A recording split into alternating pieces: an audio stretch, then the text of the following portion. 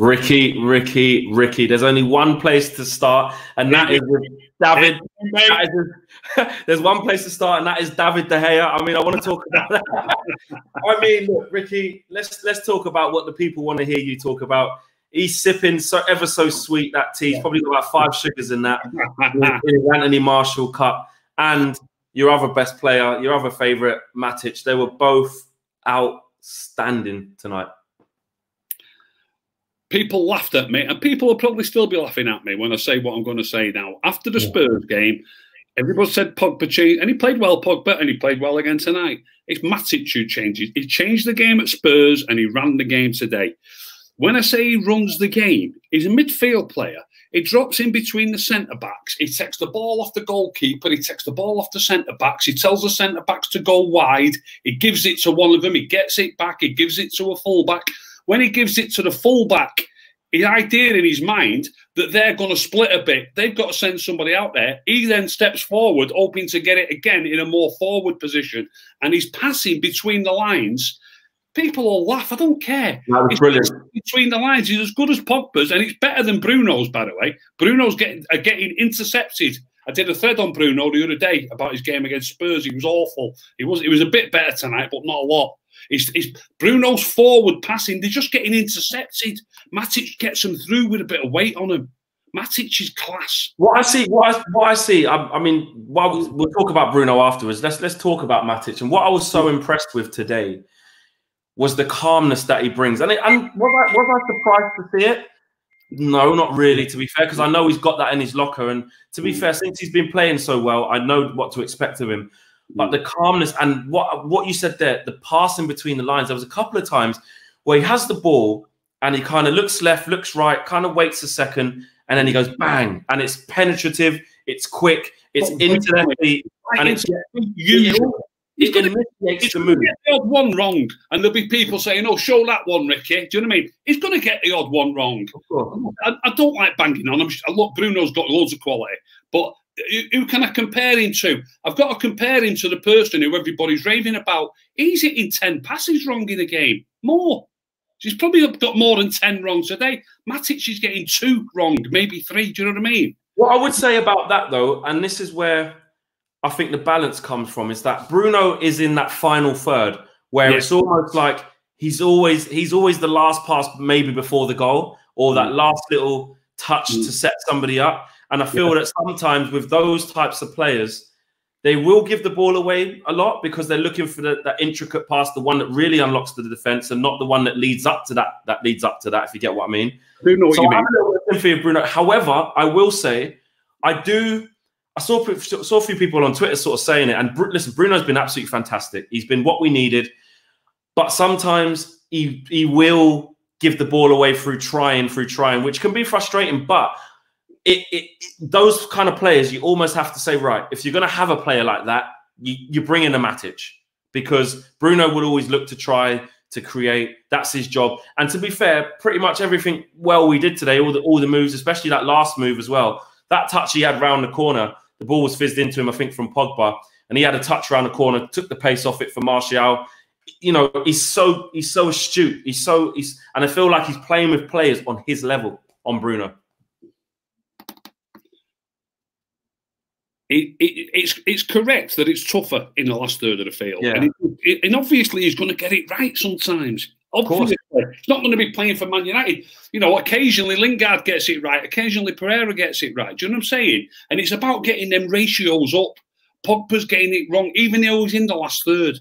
He's getting it wrong far too often. He's taking the wrong choice, and then even when he takes the right choice, I mean, I'll look at it again on screen, and I'll probably do a thread on him again. So it's not a witch hunt. This it's just that I want United to be fantastic. They could do with me turning up at the dressing room and saying, "Right, listen, you."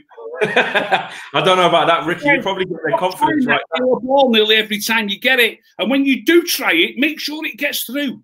Make sure it gets through. No, what it is, Rick. What about the last word? Let me just say one thing about Matic. Let me just say one thing.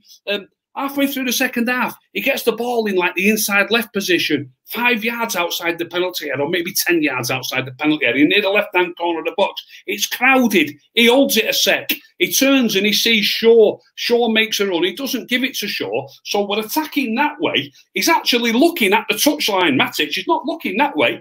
And he just plays it that way, straight between two players, straight into somebody's feet. Look, he's our best player on the attack, not just in defence. He's fantastic, mate. I think, okay, the issue I have with he's our best player in attack, I think he's integral to our attack as equally as some people might not realise because of the importance of what he does. But this is my thing with it. I think because he plays so deep and his job is to initiate that attack, I think if you put Matic in the final third as a 10, which isn't his position, I'm just saying, yeah, I think he would mess up those passes as well because you just put more often, but I'm convinced he wouldn't mess up as often. I'm convinced of it. Okay, we've spent 6 minutes on Matic alone. By the way, you've got to give man. I mean, they don't really give it to. They must have given it to Marshall, surely. And I love Marshall. He's it's a close run thing. Who's my favourite player? Is Marshall's unbelievable player, a great talent, but it's tougher to get involved in the game at centre forward. So although he got 3 goals, and they've got to give him man of the match because he got 3 goals. Those three, the goals happen in a few seconds, don't they? A split second, he maybe gives it, gets it, he scores. It's just a few seconds in the game, although they're vitally important, of course, and that's why you get man of the match. Overall, he didn't play better than Nemanja Matic. Overall.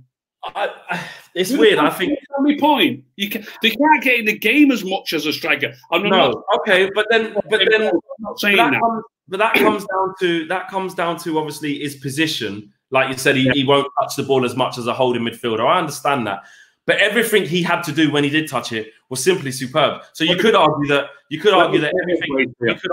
everything Martial had to do was 100%. Let me put it this way to you. We dominated that game. We dominated that game. A hell of a lot of it was through Matic, controlling, pulling the strings from the back, right? If we had to replay that game again tomorrow, and you said to me, you can't pick them both, you've only got to pick one of them, I'd pick Matic. Okay.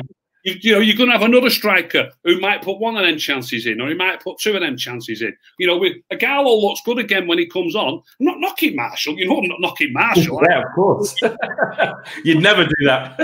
Do not underestimate the value that Nemanja Matic brings to that team.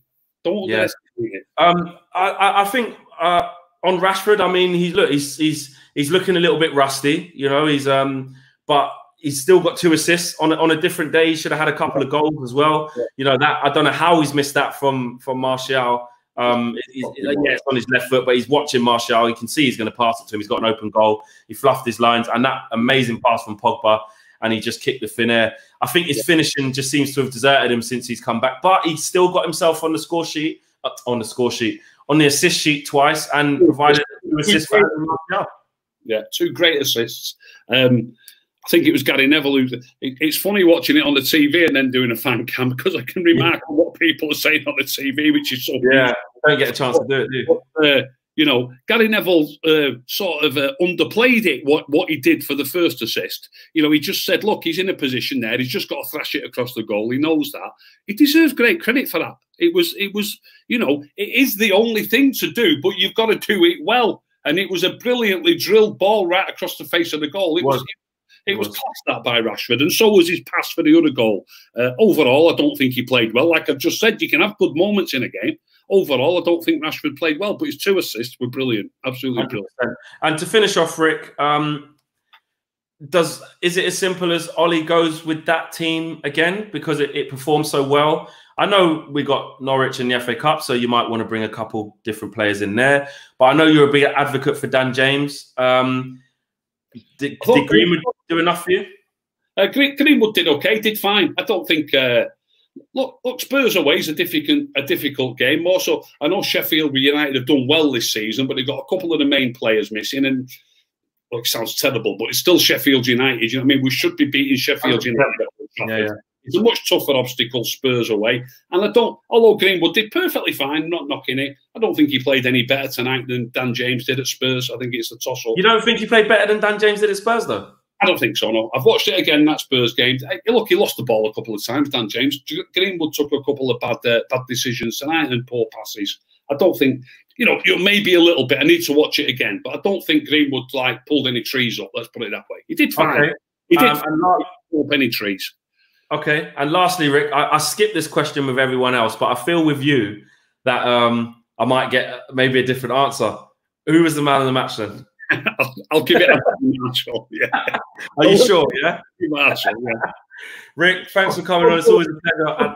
They're going to replay it tomorrow, and I've got to pick between him and Matic who's going to play it. Do you know what? I can just see you going and doing a Fred on Matic tomorrow, and you'll probably give it him tomorrow. Rick, I'll see you after the Norwich game on Saturday evening, mate. Nice one, mate. Nice one. Take care. I nearly said.